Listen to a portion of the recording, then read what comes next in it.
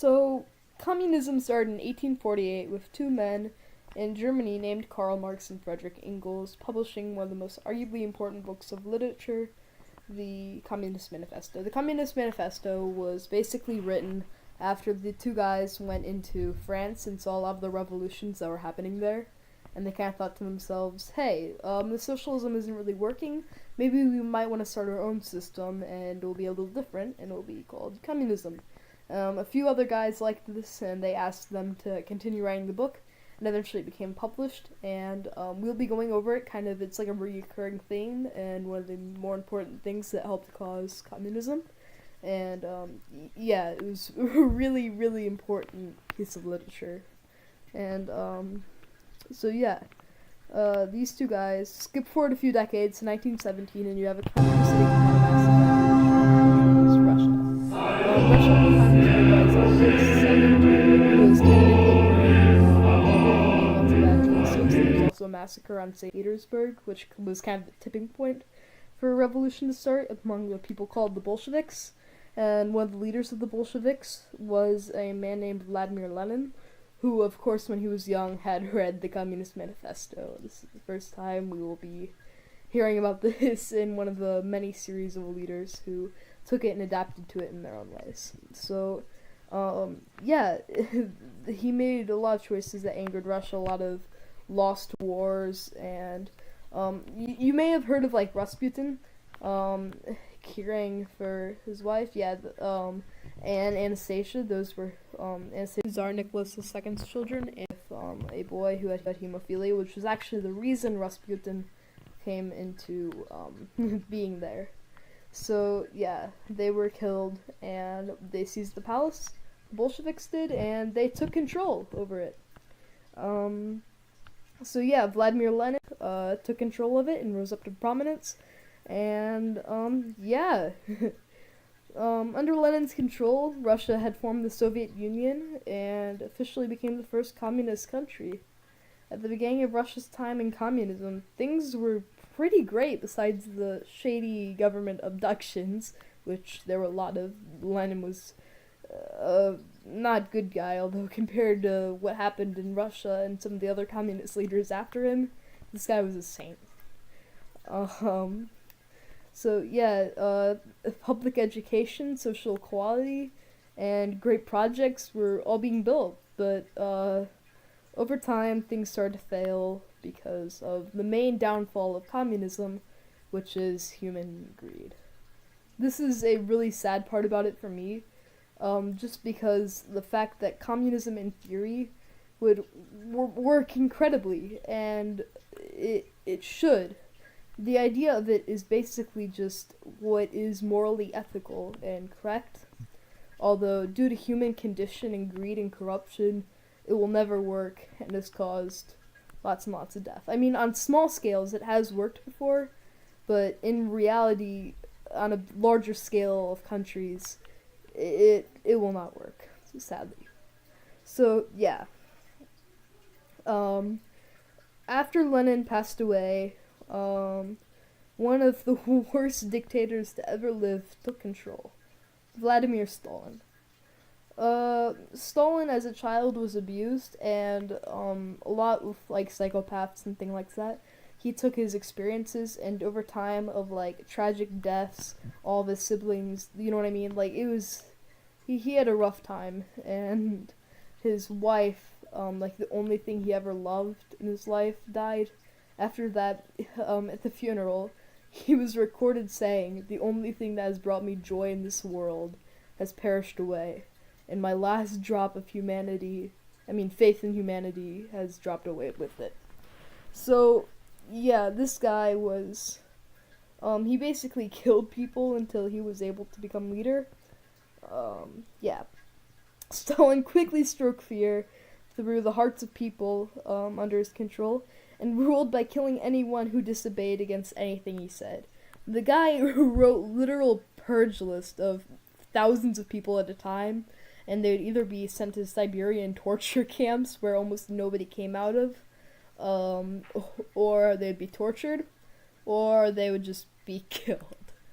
Things proceed to get even worse when the a group called the Kulak farmers still tried to sell stuff as they had done for thousands of years. It was kind of how they made their living and how they had worked and what they had done. And basically, Stalin got angry at them for selling to other countries, and he basically took all of the soldiers in there and just told them to massacre them.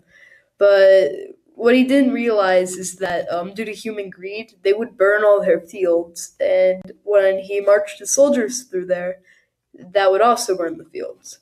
So food is a really big problem in communism because there is like poor distribution can cause massive famines, which has happened quite a bit through them. So now the Kulak farmers, what Stalin did realize is they provided almost all the food for the country of Russia. So now you have this country with like literally no food and mass starvation. And so there were all these people just dying of starvation. And it got even worse when it got to the point if Stalin would send out body collectors with wagons and they'd collect people who weren't even dead yet, just people who were too weak to fight back being put in the wagon and just starved to death there. So it was not okay. So meanwhile, while this was happening, you skip to different countries, um, and you have the country of China. China in 1949 overthrew their nationalists and exiled them to Taiwan, but with that, they stole all of the gold. China was in mass poverty for a long time, and they were treated really unfairly by the landlords. So, under the rule of Mao Zedong, they were able to overthrow the landlords and all the rich people. And yeah, another problem with communism, I already talked about human greed. Another one of the big things that end up ruining it is human condition. I mean, ignorance, which is a part of the human condition. And basically, Mao Zedong, a group called the Red Guard formed out of all the young students. And yeah, basically, after a group called the Gang of Four, the true villains in communism, some of the worst people who have ever lived, they basically, their goal was to make Mao Zedong's face on every wall. And this basically really hyped up the kids and students. And they took Mao Zedong's book to the limits and would just kill whoever disagreed with them or who wasn't even caring. And eventually, they misinterpreted his books and ended up killing people who just like the teachers who taught them that is like rise up against the teachers and fight against society and do what you believe is right for the country. And yeah, that was not good because um, Mao Zedong was ignorant and ignored all these things happening. You know, apparently red guards started fighting each other, and at that point it was just horrible. By the time Mao Zedong eventually did intervene, it was kind of too late, and they had already burned all the old museums, and yeah, it was not good.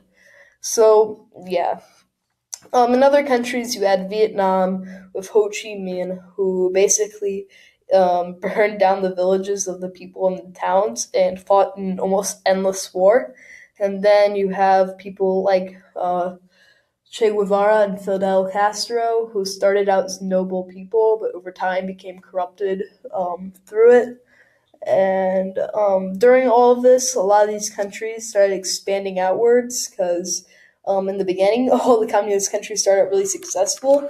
So they started the revolutions based on what they saw of the good parts of it and never ended up seeing the bad parts. And that ended up with a lot of not good things and a lot of failures of, yeah. So like the Soviet Union expanded out everywhere after the World War II, and it was honestly communism has affected our modern society now, really importantly through things like the Red Terror and the Second Red Terror of just that influence through the world like that. So it was. honestly, communism has been really important to us. It's strengthened our sense of capitalism. And overall, communism in theory is great. It's what's truly ethical. But in reality, due to human conditions, it will always fail. That's my movie, and I hope you enjoyed.